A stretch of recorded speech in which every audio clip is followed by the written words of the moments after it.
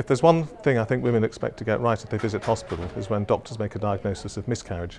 If you go back to 2011, some studies were carried out, two from our group, that showed that the guidance at that time was probably unsafe and could be associated with making a mistake.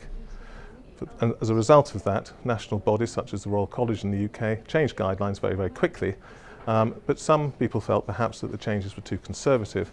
And whilst the guideline changes were related to single scans, those guidelines didn't tell us anything about what we should do if we repeat scans or what we should see on repeat scans when on the first scan the situation is uncertain.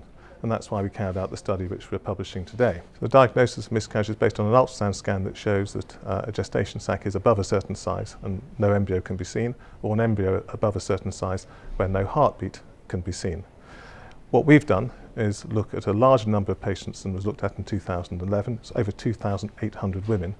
And we've looked at the guidelines as they are now to see how safe they are. In other words, what is the possibility of a false positive diagnosis of miscarriage? Can we get it wrong?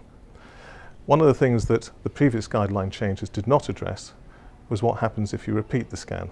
Because if you scan a pregnancy and it's below the size threshold, where we may or may not make a decision of miscarriage, it's an uncertain finding, so we have to do something to follow it up. And what we do is repeat the scan at an interval, and we have to think perhaps the sac would be bigger, or perhaps we'd see something such as an embryo or yolk sac appearing on the scan. The problem with those guidelines is it didn't tell us any of that. It didn't tell us when we should repeat the scan, and it didn't tell us what we should see. So there's a gap, and that's what our paper addresses. If we look at the cut-offs, the good news is that our paper shows that the guideline changes were correct, that they're associated with a very low chance of an error, of a false positive diagnosis of miscarriage, and we can say that with a high level of certainty. In terms of repeat scans, however, the story is slightly different, because what we've shown is that perhaps what's happening is that people are bringing people back a little bit too early. Most guidelines at the moment say if you're uncertain, come back in 7 days, repeat the scan, and at that time you should expect to see a heartbeat, or perhaps if you have an empty sac you should expect to see an embryo. What our data shows is that if you do that, you are possibly going to have a false positive diagnosis in a small number of cases, and we are talking about a small number of cases. But remember, there should be no errors over something as important as this. So what we're suggesting is that in most cases we simply wait a little bit longer, perhaps 14 days, and if we do that, according to our data, the chances of a false positive is not there. It's 0%.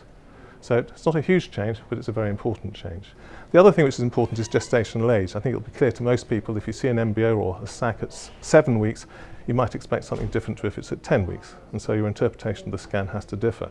Fortunately, a lot of women come for a scan between 11 to 14 weeks, find they have a small embryo or a small gestation sac, and it's very distressing to have to wait before a diagnosis can be made. And we've shown that actually we can address that issue, and if you have a sac under a certain size at 10 weeks or an embryo under a certain size at 10 weeks, in our database it was 100% specific for a diagnosis of miscarriage, which is an important step forward because quite a few women do fall into that category.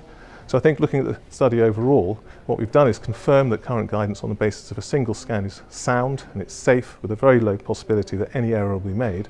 But it does show that when you repeat scans, we should just take a little bit more time before we make a decision. Similarly, we can take into account gestational age and look at that before we make decisions as well. So I think women should be reassured by what the guidelines are, but perhaps they just have to have slightly lower expectations sometimes that they won't always get the answer they want straight away, and perhaps they have to wait a little bit sometimes before they know exactly what's going on.